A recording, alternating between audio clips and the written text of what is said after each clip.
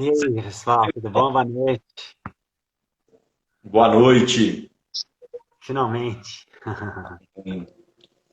Meu irmão, nós já fizemos uma oração aqui, eu já realmente entreguei essa live nas mãos mesmo do Senhor. Uhum. Eu queria que você se apresentasse e queria te dizer mesmo que Deus abençoe sua vida e que você possa ser muito usado na live de hoje. Em nome de Jesus. Se apresenta pra gente aí. Amém. Obrigado, Matheus. É um prazer estar aqui novamente com vocês, irmãos.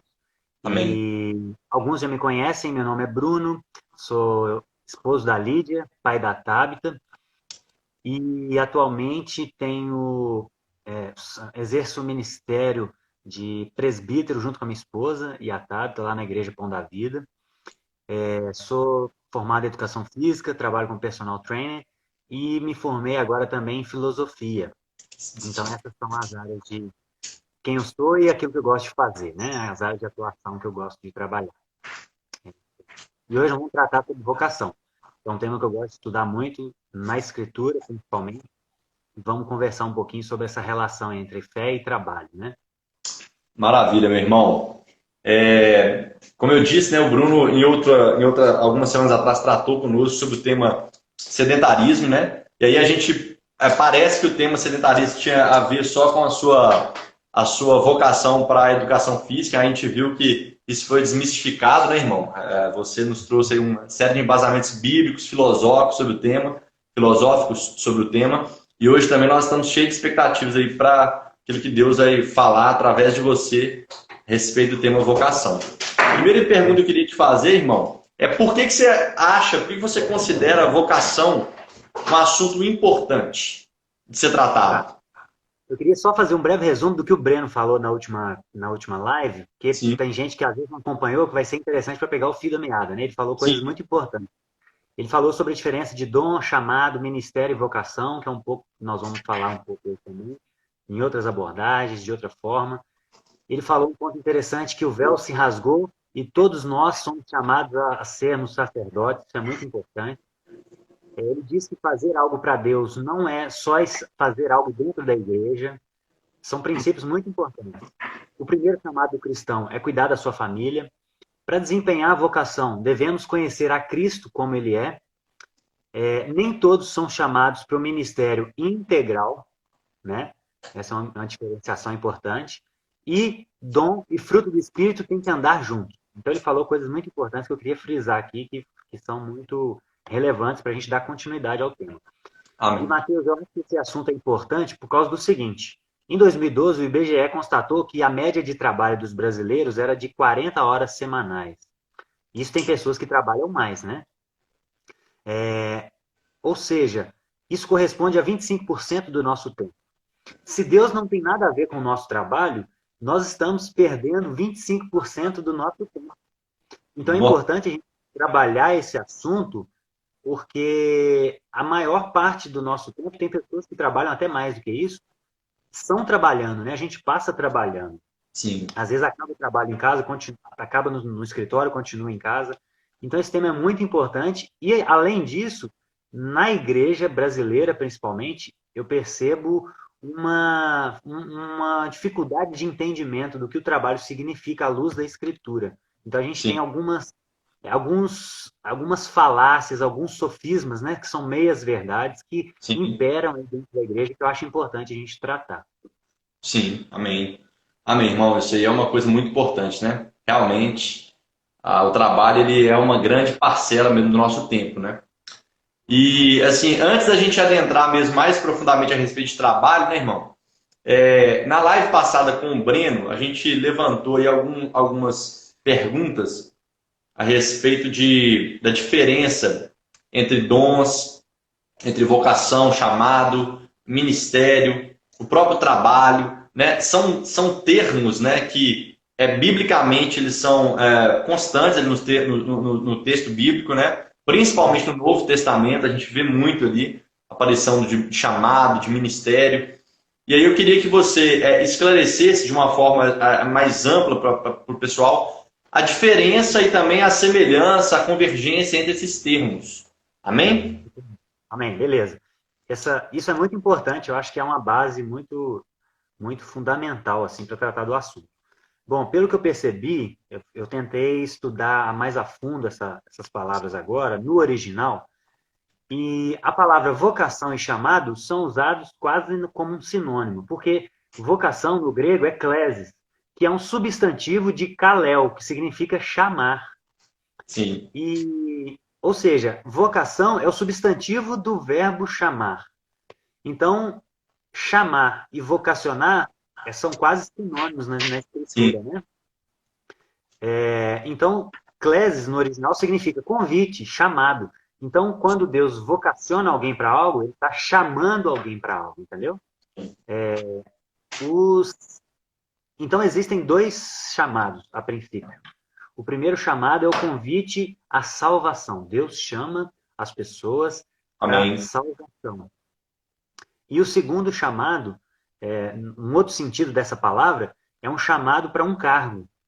Sim, Então, a palavra Deus vocaciona pessoas em dois sentidos na Escritura: para salvação e para algum cargo, né? Paulo fala em Romanos 1 que ele foi chamado para ser apóstolo. Então, ele está falando ali de um cargo. sim, Então, essas são as duas abordagens da palavra chamado e vocação na Escritura. E Romanos 11, 29, Paulo também fala algo importante.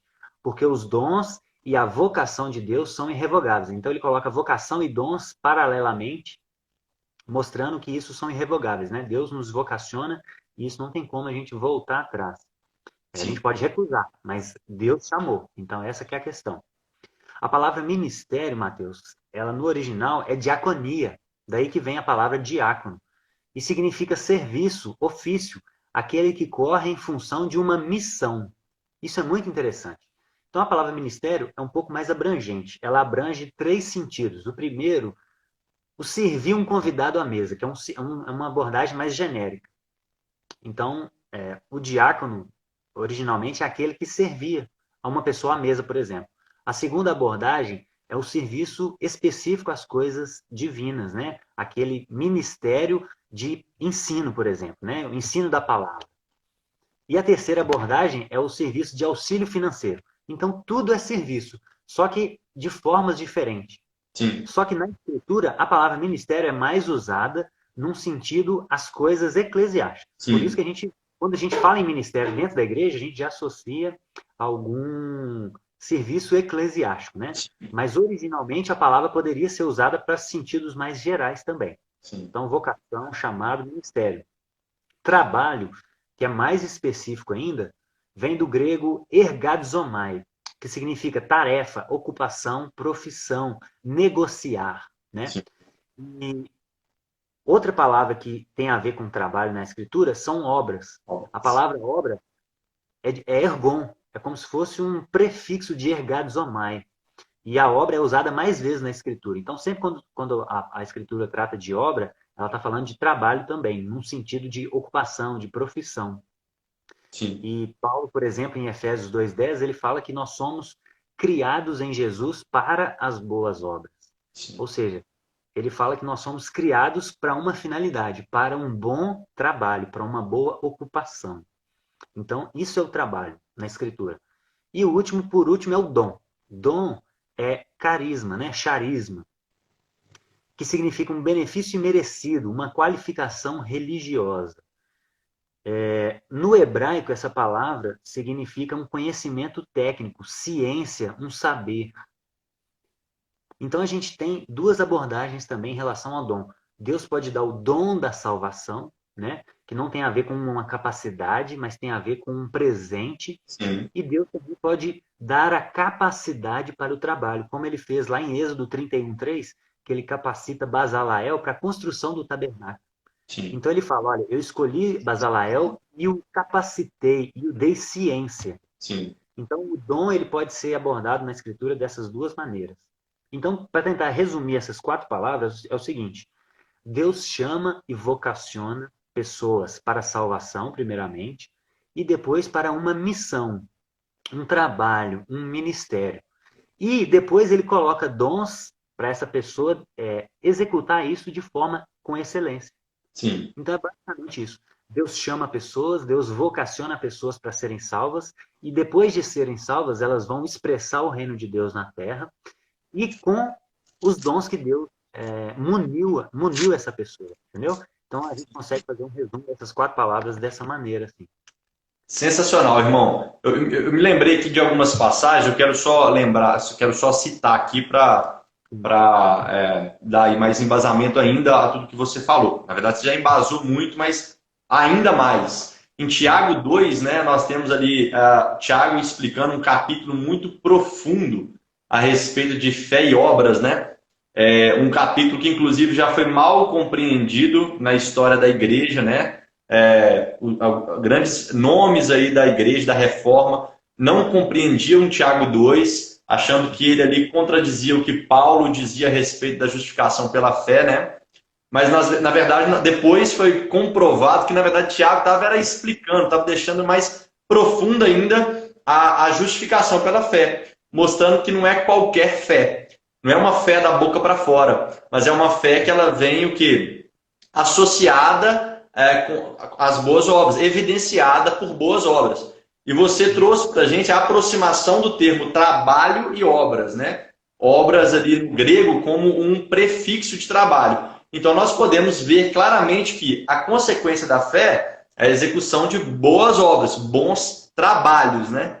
Então, assim, queria que você falasse se você entende que dessa forma mesmo, o termo obras ali em Tiago 2, você também entende dessa forma, dá para associar com o trabalho. O nosso trabalho, seja eclesiástico ou secular, se ele é uma evidência da nossa fé, se bem executado, se executado de forma justa. O que você acha? Eu acho que sim, Mateus. Como várias palavras, a língua ela é muito dinâmica. Então, a língua grega não é diferente. Então, é possível você utilizar uma mesma palavra em sentidos diferentes, às vezes até opostos. Então, é porque a gente já tem uma mente treinada na nossa cultura em dicotomizar. Quando a gente fala trabalho, a gente associa a algo que a gente faz no escritório, remunerado. Porém, biblicamente, trabalho é algo muito mais abrangente. Jesus falou que ele veio para fazer a obra do seu Pai, ou seja, o trabalho do seu Pai. Então, Deus trabalha também. Então, a palavra obra, estou trabalhando na obra. Obra, no sentido bíblico, é muito mais abrangente. Inclui uma missão, como a gente leu aqui na definição de ministério. Ministério é ministro é aquele que corre atrás de uma missão. Ou seja, é uma missão que é incumbida a você, é uma obra que você tem que fazer, é um trabalho que você tem que fazer. Isso independe se é no escritório, se é dentro de um templo ou se é na rua, entende? Então a palavra obra ela é mais abrangente. Então todo texto que a gente for ler, a gente pode tentar fazer esse exercício de enxergar se é uma obra no sentido de uma ação executada ou se é um trabalho no sentido de uma missão. Então cada texto pode ter essas nuances, né? Sim. Irmão, antes da gente avançar para o próximo tópico aí, só queria primeiro dar boa noite aí para o Igor, meu aluno e grande amigo, gosto muito dele. Seja bem-vindo, meu irmão. E ele perguntou aqui, né, Bruno, assim, quando somos vocacionados a realizar um trabalho e tudo parece muito difícil, significa que Deus está nos ajudando a ultrapassar os nossos limites? Isso tem muito a ver, como tem a ver com o que você já citou, aí eu queria que você falasse a respeito. Você falou sobre a capacitação, né? E você deu o exemplo de Bazalel, né? Que Deus capacitou ele sozinho ele não conseguia, mas o dom é algo, a capacitação é um presente de Deus, né? Essa capacitação, seja ela natural, né, no nascimento, ou seja ela desenvolvida durante a vida, né? Aí acho que tem a ver. Como é que ele chama mesmo? Esqueci o nome. Igor. Ô, Igor, muito boa sua pergunta, Igor. E eu lembrei de Jesus, Igor. Jesus ele escolheu 12 dos piores homens da sua época para a maior das missões. Então, eu acho que Deus, o David, que é o nosso pastor, meu amigo e mestre, né, que me ensinou muito, me ensina até hoje, ele fala algo muito interessante, Mateus. Ele fala o seguinte: a fidelidade vem antes da capacidade. Então, Deus ele escolhe pessoas fiéis, porque a fidelidade ela é mais difícil do que adquirir capacidade. A gente estudando, a gente consegue adquirir alguma capacidade, Mas é claro que a capacitação final, ou aquela mais especial, sempre vem do alto. Paulo fala isso, Tiago 1,17 fala isso, né? Todo dom, toda boa dádiva vem do alto. Então, assim, eu acho que a fidelidade, Deus ele preza mais pela fidelidade do que pela capacidade. Tanto que ele escolheu 12 dos piores homens, escolheu Davi, o menorzinho dos homens lá, que tinha milhares de pessoas Escolha o bem Moisés, treinadas. que tinha dificuldade para falar. Moisés, exatamente, eu lembrei de Moisés também. Então, assim, Deus escolhe sempre os mais improváveis, né? Mas Amém. porque ele capacita, né? Ele está olhando o coração, ele quer ver a nossa fidelidade, a nossa disposição em ir até o fim. E aí, depois disso, ele vai capacitando no processo. Então, eu acho que ele quer romper, sim, os nossos limites e nos fazer enxergar e nos fazer e nos dar a capacidade de fazer coisas que a gente nem imaginava, né? Para a glória dele. Amém. Amém. Esse final é bem importante, né? Para a glória dele sempre, em nome de Jesus. Amém, meu Exatamente. irmão. O que a Bíblia diz, Bruno, sobre vocação? Que é assim, o título, né, da nossa live, é vocação. Agora nós vamos afunilar, né, mais, vamos ser mais específicos ainda a respeito do tema. E o que a Bíblia fala a respeito de vocação? Bom, ó, isso é algo bem complexo, mas nós vamos tentar resumir aqui, né? Claro. O Anderson Bonfim, um pastor lá de Curitiba, ele fala algo muito interessante. Ele fala que o primeiro chamado da Escritura foi Deus chamando Adão. E o contexto ali de Gênesis 3:9 é um contexto de queda. Ou seja, o primeiro chamado na Escritura é Deus buscando o homem para a posição original, que ele deveria nunca ter saído. Então, a gente só pode fazer algo para Deus após se tornar filho. Primeiro a gente tem que ser, para depois saber o que fazer. Fecha aspas, né? Então, eu acho isso sensacional. Então, o primeiro chamado que a gente tem na Escritura é Deus chamando o homem para uma posição de filho, a qual ele escolheu sair. Então, Deus fala: Adão, onde estás? Essa é uma pergunta retórica, né? É uma pergunta filosófica. Deus chama ele primeiro e depois pergunta: onde estás? O que Deus está querendo saber ali? Deus não está querendo saber a posição geográfica dele, porque ele primeiro chamou Adão. Deus está perguntando a Adão o seguinte: onde está a sua cabeça? O que você está fazendo que você saiu da posição que eu te coloquei para guardar, lavrar, cultivar a terra, dar nome aos animais, para participar comigo da criação de todas as coisas, porque eu te amei, eu quero que você se sinta participante e co-criador comigo, porque você saiu dessa posição. É isso que Deus está perguntando ali. Então, o primeiro chamado, vocação, só faz sentido se a gente ouvir primeiro o chamado de Deus para ser filho e responder a esse chamado. Amém. João 1,12 fala que aqueles que o receberam, deu-lhes o direito de se tornarem filhos. Então, o chamado é para todas as pessoas. Deus quer que todos sejam salvos e cheguem ao pleno conhecimento da verdade. 1 Timóteo 2,4. Só que nem todos recebem. A maioria, na verdade, rejeita esse chamado. Então, vocação é o segundo passo. A Bíblia, Deus chama primeiro o homem para ser filho, para ser. Aquele Depois, ditado, eu sou filho de Deus. Nem todo mundo é filho de Deus. O filho de Deus é o que responde ao primeiro chamado que você citou, certo? Exatamente. Ser filho é um direito adquirido por aceitação, né? Por recebimento. João 1,12. Então, todo mundo é criatura, mas filho é só aquele que reconhece a filiação e a autoridade do seu pai, né? Amém. Eu tenho uma filha, e eu e minha esposa, eu e a Lídia, a gente adotou ela. Literalmente, né? Não no sentido... Porque todo filho é adotado, né? Mesmo os que saem da nossa barriga.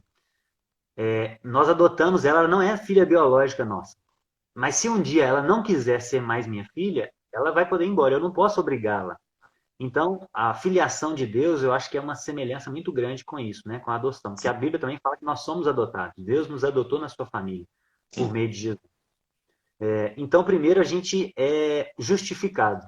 Então, esse é o primeiro chamado. E o segundo chamado é a vocação. Depois que nós somos filhos, depois que nós nos reconectamos, nos reconciliamos com o nosso Pai, que a gente estava em rebelião, aí sim a gente está apto para fazer alguma coisa. Porque se a gente tentar fazer alguma coisa desconectado da videira, nós vamos produzir frutos muito ruins. Porque a videira é que nos dá um alimento bom Uau! para Tremendo produzir isso. bons frutos. Então, se a gente estiver desconectado da videira, a gente só vai produzir coisa ruim.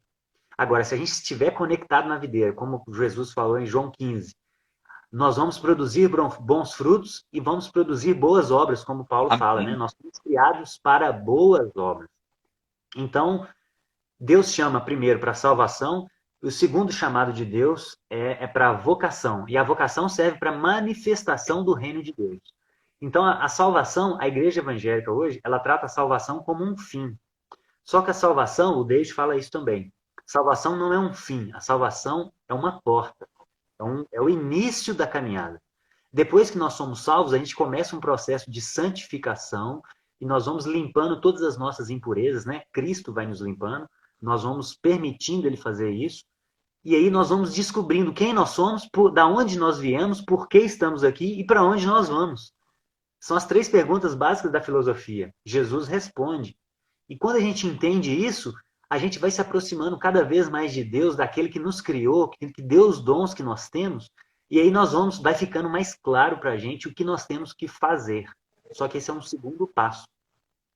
E, Mateus, e o interessante é que em Gênesis 2:15, Deus fala com Adão para ele lavrar e cultivar a terra. Olha que interessante isso. Cultivar no hebraico é trabalhar. A palavra é abad. E olha o que o Strong, né, o dicionário, fala. A palavra não tem conotação de trabalho árduo e exaustivo, Nu. mas de uma experiência feliz de libertação. Olha que interessante. Amém. Então, Adão, ele trabalhava, isso foi antes da queda. O trabalho veio antes da queda. Adão trabalhava com um sentimento de libertação. Por quê? Porque ele estava fazendo aquilo que o seu Criador lhe pediu pessoalmente. Então, não tem coisa mais maravilhosa do que fazer aquilo que Deus nos pediu para fazer. Porque a nossa vida, ela existe para glorificar Ele, né? E um outro ponto interessante é que ele fala para a gente lavrar, cultivar e guardar. Então, existe um equilíbrio entre extrair da terra e guardar a terra. Então, a gente não tem só que explorar a terra, mas nós temos que preservá-la também. Então, a economia e o ambientalismo têm que andar juntos. Amém. Então, nós não podemos destruir o planeta, nós somos chamados. O nosso primeiro chamado é para governar a Terra. Deus nos coloca ali para governar, dominar sobre os peixes, sobre as aves, sobre toda a criação. E uma analogia que eu acho muito interessante é de um regente.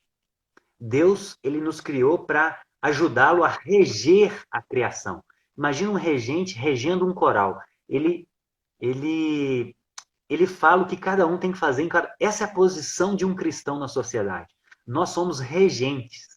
Nós ouvimos o Pai, igual Jesus, né? Nós ouvimos o Pai e fazemos o que Ele nos pede para fazer. E aí a gente vai regendo a criação, regendo a terra que foi confiada a nós, não ao diabo. O mundo jaz do maligno porque as pessoas dão permissão para ele. Mas o mundo pertence a Deus. Salmos 24 fala: do Senhor é os céus e a terra e todos que nele pertencem. Amém. Então a terra é do nosso Pai. A terra não é do diabo. E nós estamos entregando a terra para o diabo e deixando ele fazer tudo o que ele quer com aquilo que é nosso, do nosso Pai. Então isso não faz sentido nenhum. Então, em resumo, é isso. Lavrar e cultivar. Nós somos chamados para ser salvos e depois para manifestar o reino de Deus. E aí, Mateus, o último texto que eu queria citar era a parábola dos talentos, em Lucas 19. Essa é uma parábola muito importante para a gente entender vocação. Nessa parábola, é uma parábola, né? Então o Senhor, ele ele faz uma viagem distante e chama os seus servos e distribui talentos aos seus servos. E a tarefa dos seus servos é multiplicar aqueles talentos, aquelas minas. E depois o Senhor fala que vai vir prestar contas.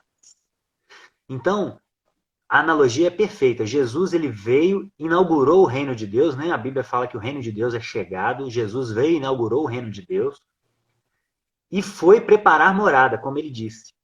E enquanto isso, a nossa tarefa como cristão é pegar os talentos que ele nos deu e multiplicar isso na terra para produzir cultura. Amém. Porque nós somos criados para cultivar, né? A palavra cultivar no original é a mesma raiz de culto, cultura e cultivo. Então, Amém. nós somos chamados para produzir cultura, ou seja, produzir comportamento, bons comportamentos. Amém. Então, e um dia Jesus vai voltar. Paulo fala isso em 1 Coríntios, capítulo 3, verso 13 a 15, que ele diz que as nossas obras serão provadas pelo fogo. Obra é trabalho, né? Então, o nosso trabalho vai ser provado. Um dia Jesus vai voltar, vai pedir contas a cada pessoa e vai falar, olha, o que você fez do seu tempo? Do meu tempo que eu te dei, na verdade. E aí nós vamos ter que prestar contas. E tudo aquilo que a gente fez, que ele não nos pediu para fazer, são obras mortas. Vão queimar, né? Como Paulo fala nessa analogia.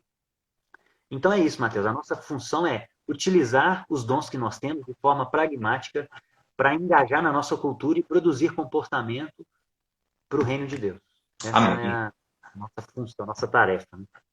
Tremendo, tremendo. Só o Guilherme Torres, que é meu amigão, meu irmão, né, assim, um irmão mesmo, ele fez um comentário aí, assim, ele é um geógrafo, inclusive, ele falou assim, ó, lá em Gênesis, quando você está falando de Gênesis, sobre o cultivo, sobre guardar, ele falou, ó, desenvolvimento sustentável, né? Já é assim, o que ele trabalha lá em sala de aula, Deus lá no princípio de tudo já havia nos instruído para que seja dessa forma, né? Esse é o Tremendo. reino de Deus.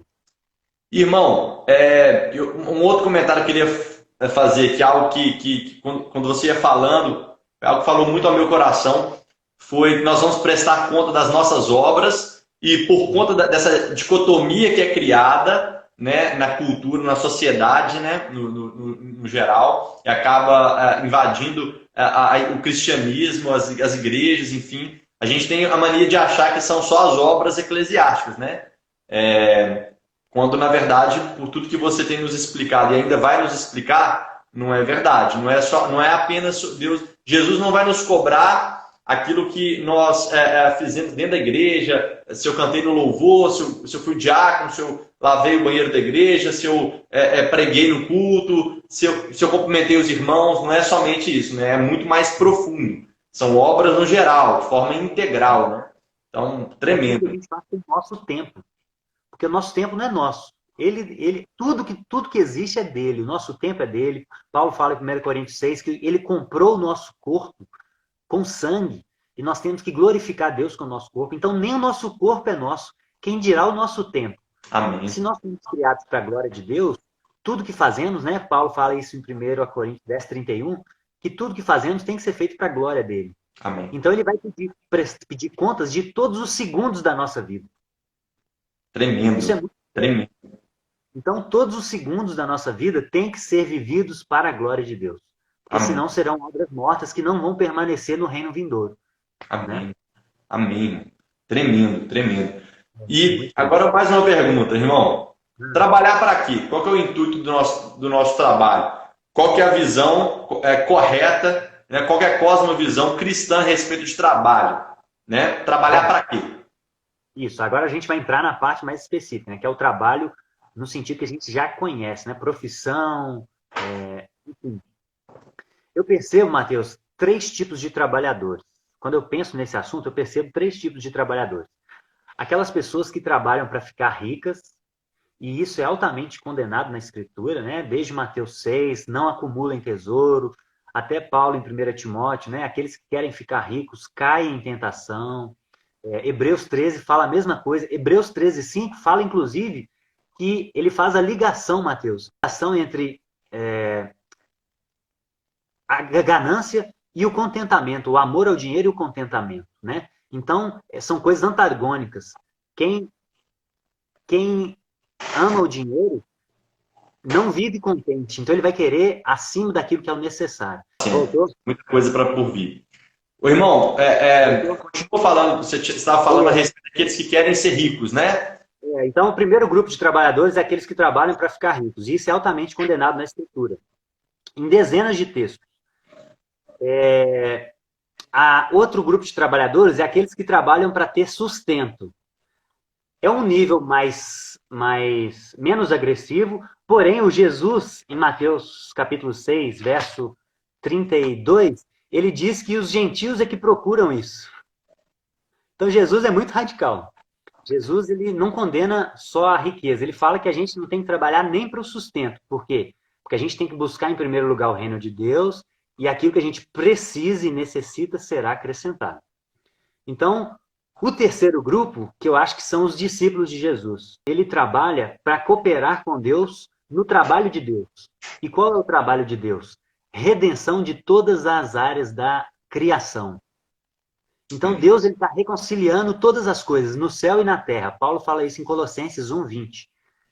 Então, desde a queda, desde quando Adão, no Éden, desobedeceu a Deus, Deus está trabalhando para restaurar aquela ordem original. E a nossa missão é ser amigo de Deus, é ser, como é que se diz? Colega de trabalho de Deus. Olha que legal. Sim. Então, a missão de um cristão é ser colega de trabalho de Deus, é cooperar com Deus na redenção de todas as áreas da sociedade. E a gente faz isso através das nossas obras, do nosso trabalho, né?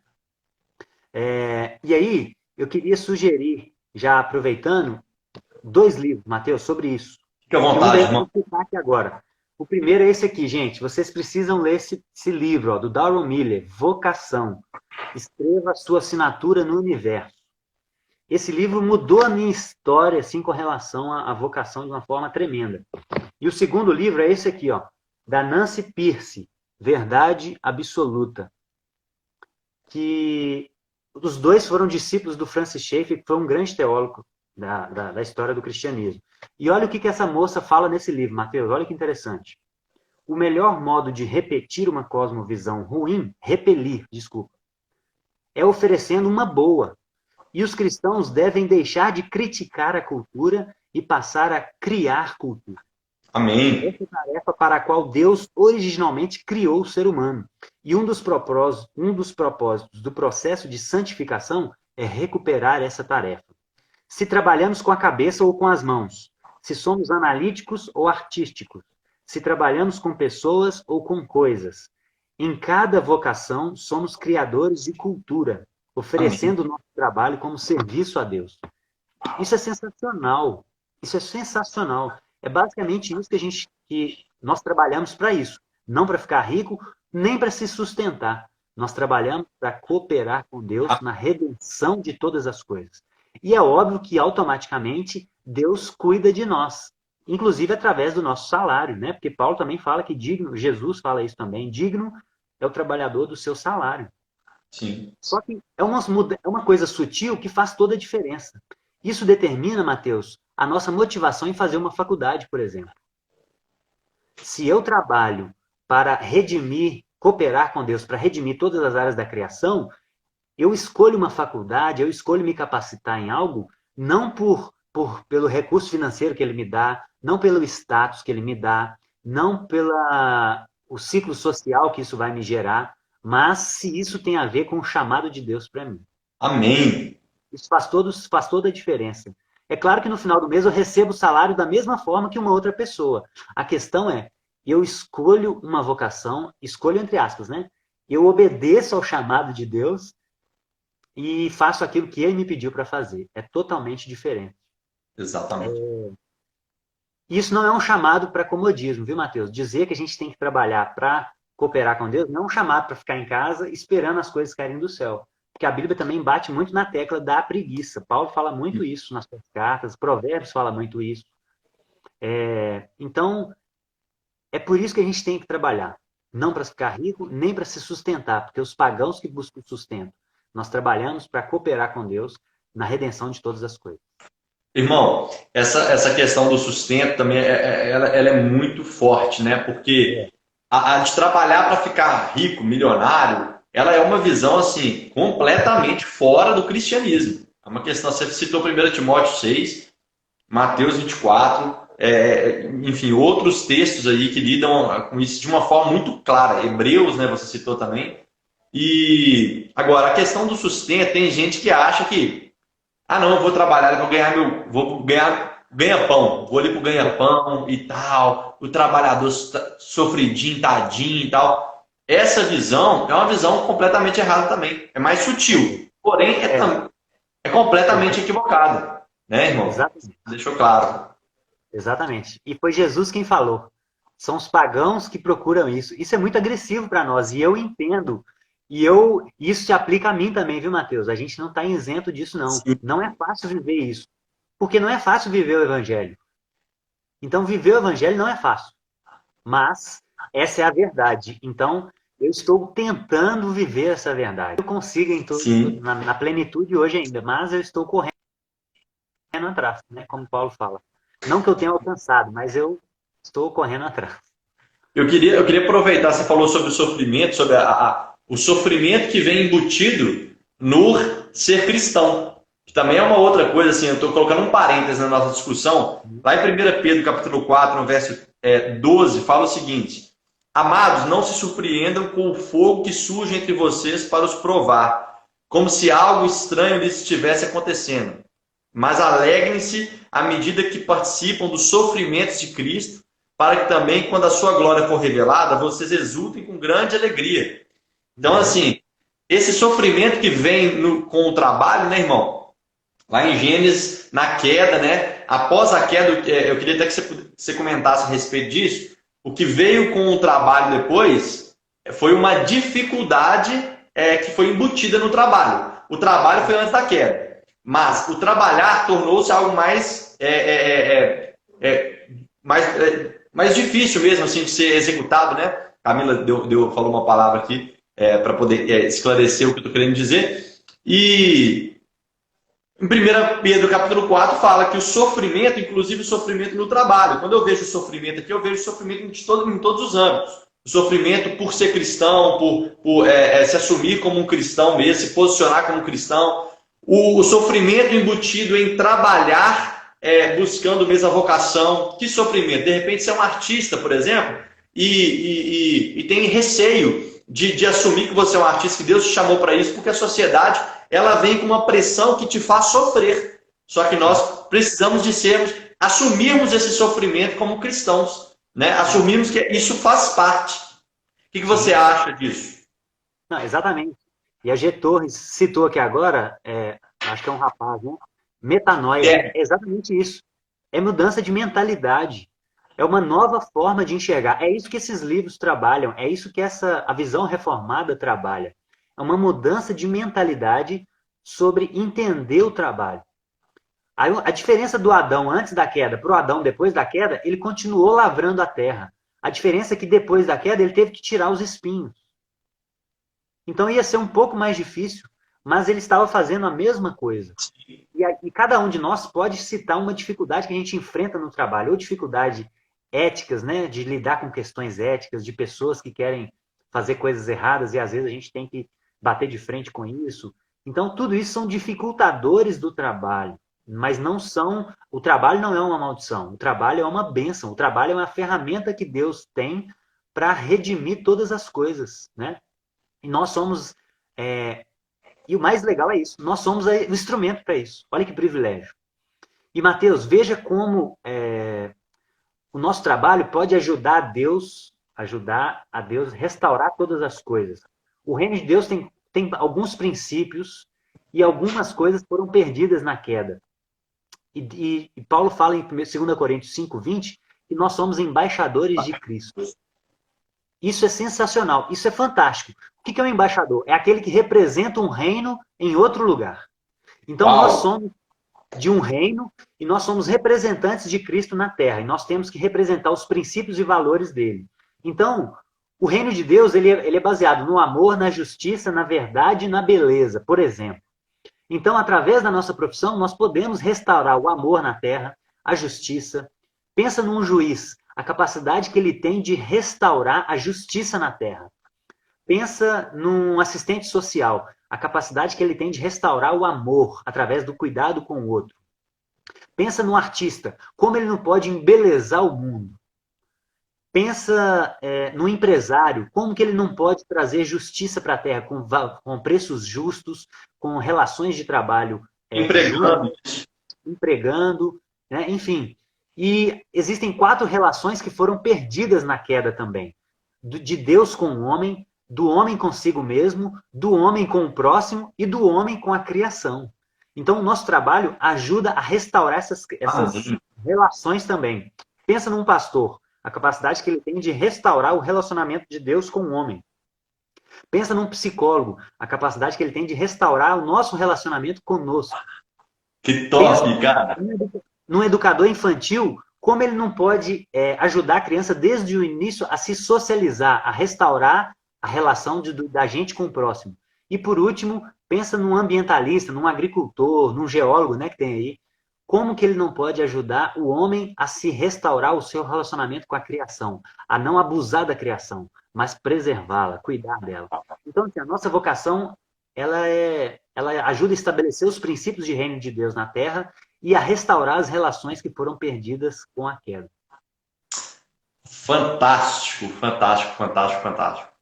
Realmente, irmão, isso assim, eu sou uma pessoa que tem aprendido muito com você sobre isso, né? O pessoal sabe, nós somos amigos há muitos anos. Eu aprendendo com Jesus e nós todos. Oi? E eu aprendendo com Jesus e você também, e nós todos aprendendo com um grande mestre. Exatamente. Deus tem te usado como instrumento na minha vida há muitos anos, né? Nós batizamos no mesmo dia, eu e Bruno, no mesmo lugar lá. E uma coisa interessante, irmão, que depois eu comecei a ouvir, uma vez eu fui na sua igreja e você pregou a respeito desse tema. Fomos eu e a Camila na sua igreja visitar no domingo de manhã. Você pregou sobre isso. E depois daquele dia, cara, as coisas elas mudaram de uma forma muito radical na minha cabeça. E da Camila também, a Camila sempre comenta, né? Assim, eu sou professor, assim como você também é professor, né? E assim, quando eu vou dar aula, eu estou dando aula de matemática, estou com o Igor aqui, alguns alunos meus estão até aqui na live.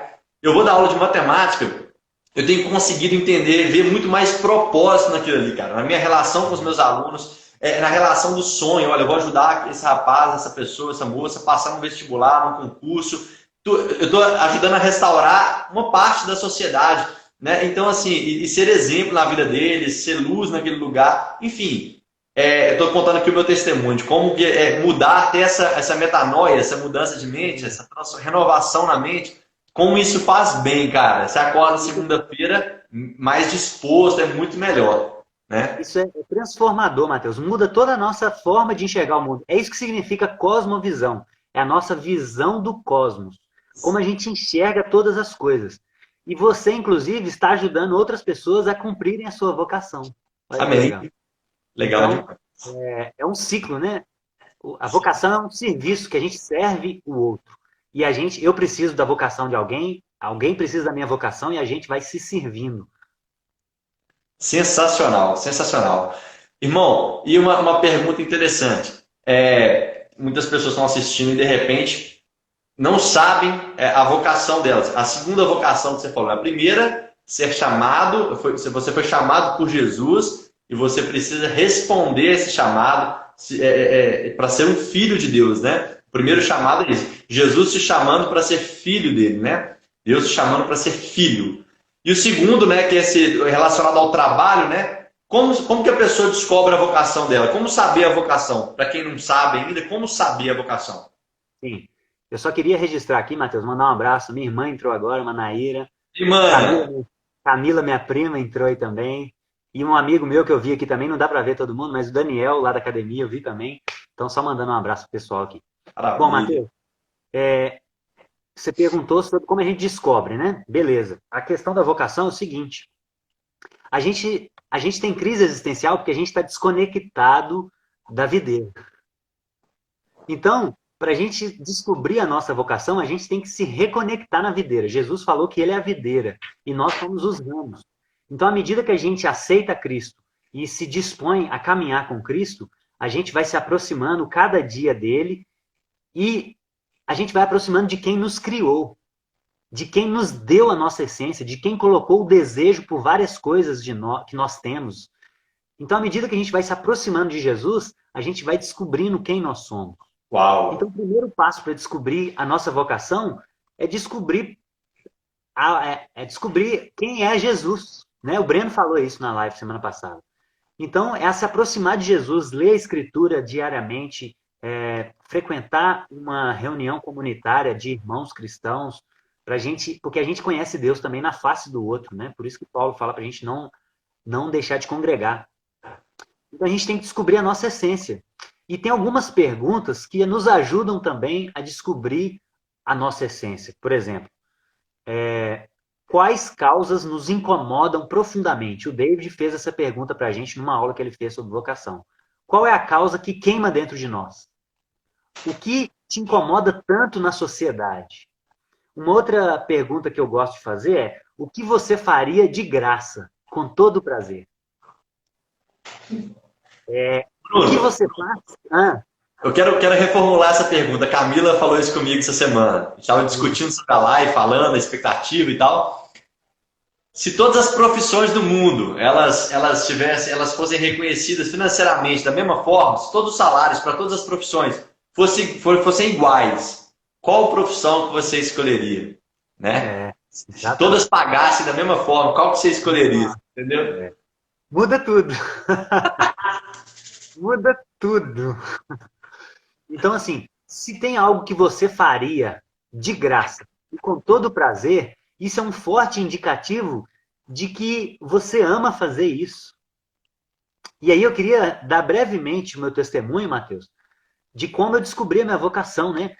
Eu comecei a faculdade em 2006 de Educação Física e recebi Jesus em 2007. Então, quando eu conheci Jesus, eu já tinha decidido, iniciado uma graduação. Só que eu comecei a ouvir sobre vocação só em 2012, lá no início da nossa comunidade com o David.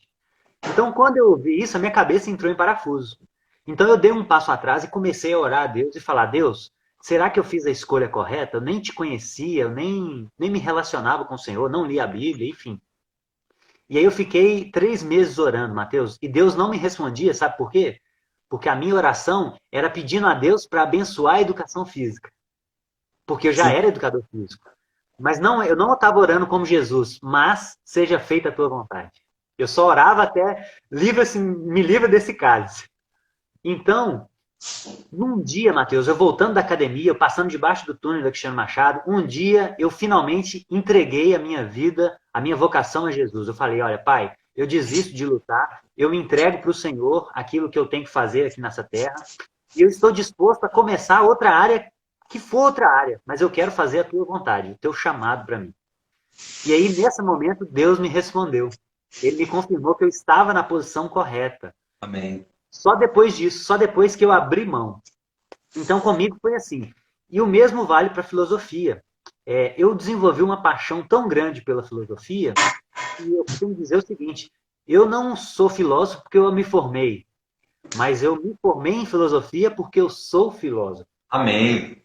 Eu lembro que desde criança, eu deitado no fusquinha da minha mãe, voltando das festas da minha família, eu ficava olhando para o céu, olhando as estrelas, e eu ficava assim: e se nada existisse? Por que nós existimos?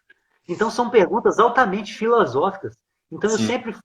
eu sempre fui instigado a buscar conhecimento, a saber o porquê das coisas. Então isso está na minha essência, né? Amém. Então a, a, a nossa essência vem antes daquilo que a gente faz. Então a gente é alguma coisa para depois fazer alguma coisa, né? Então é basicamente isso que a gente pode descobrir a nossa vocação. Agora, irmão, você deu o seu exemplo assim, para a gente já caminhando aqui para o final da live, né? Uma pena, queria ficar aqui mais 1, 2 horas aqui batendo papo sobre isso, assim, sensacional, irmão. Conversar com você é muito bom, Deus tem te usado muito mesmo. Glória a Jesus pela sua vida. E tem pessoas que elas não vão ter uma experiência como a que você teve, né? Tem pessoas que vão precisar de fazer uma transição para outra área. Quando elas entregarem, olha, Deus, que seja feita a sua vontade. Deus vai mostrar para elas que de repente elas estão fazendo algo que não tem nada a ver com a vocação delas. E elas vão ter que mudar mesmo, tomar uma atitude. O que você acha a respeito disso, desse tipo de situação? A pessoa que descobriu que a sua vocação não corresponde àquilo que ela trabalha no momento, ela precisa ter sabedoria, né? Ela não pode. Eu conheço pessoas que entraram nessa crise existencial, buscaram em Deus e descobriram que estavam fora da sua vocação. E aí fez uma transição muito bruta, muito abrupta, né?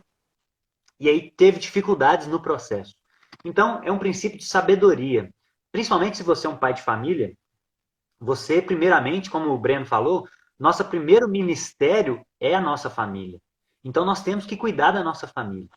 Então, se a pessoa descobre que ela está fora da sua vocação, daquilo que Deus vocacionou ela para fazer, ela precisa ter sabedoria e fazer um planejamento, se arrepender por ter feito algo que Deus não pediu ela para fazer, né? Se programar e trabalhar nessa transição. Poxa, se eu preciso me capacitar, quanto tempo demora isso? O que eu preciso fazer para transicionar para essa área? E aí fazer uma transição gradual. Fazer uma transição gradual é o mais sábio, para que a gente não sofra consequências econômicas, psicológicas, de vários níveis, né? Então a sabedoria é o principal. E, e a gente encontra isso em Deus também, né? O Sim. temor ao Senhor é o princípio da sabedoria. O livro de Provérbios Amém. começa assim. Então a gente consegue, e Deus fala que se alguém não tem sabedoria, peça a Deus que ele dá. Então a gente tem que pedir sabedoria a Deus para saber como a gente vai transicionar para fazer aquilo que ele nos chamou para fazer. E que geralmente é aquilo que a gente tem uma paixão muito grande em fazer e faria de graça, com todo o prazer do mundo, né? Amém. Irmão, sensacional. Assim, glória a Deus demais. Estou muito feliz pela live. Aprendi muito. Tenho certeza que quem acompanhou também aprendeu muito.